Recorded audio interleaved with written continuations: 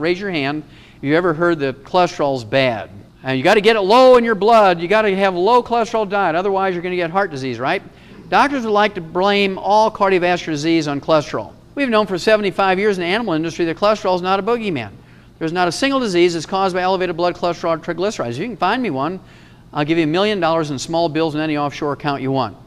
There's not a single disease that's caused by elevated blood cholesterol or triglycerides. Elevated blood cholesterol and triglycerides are really just a warning signal, much like a fever.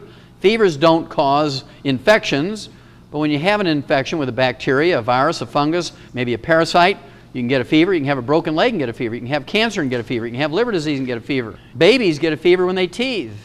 And so you have to kind of sort it out. When somebody comes into a doctor's office with a fever, you have to say, well, okay, here's my whole list called a differential diagnosis, all the things that cause fever.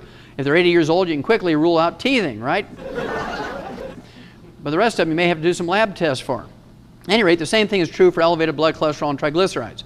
When you have elevated blood cholesterol and triglycerides, it might mean that you have hypothyroidism or low-functioning thyroid gland. You could have diabetes. You could have deficiencies of niacin, chromium, vanadium, the essential fatty acids. You could have liver disease. All kinds of reasons why you might have elevated blood cholesterol and triglycerides, but they in themselves don't cause any problems. Now, the Eskimos above the Arctic Circle have a traditional diet that's 98% red meat and blubber. They eat whale meat, whale blubber, walrus meat, walrus blubber, seal meat, seal blubber, bear meat, bear fat. There's not a single Eskimo above the Arctic Circle that has a Mr. Juice Man juicer or eats organically grown broccoli.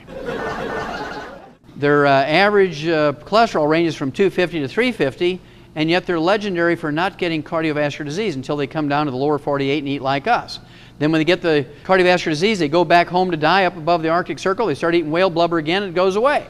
Well, learning all that, I felt very confident in telling my patients, look, we're going to do something different. My goal as a physician is to have my patients die at an average age of 100. I don't want my patients dying at 75.5. I want to give them another 25 years. I want the average lifespan for my patients to be 100. And we're going to do something different. If you want to do everything that all the other doctors and patients are doing, I want you to go to them because I don't want you to lower my average, right? We're going to do something different. It's just real simple.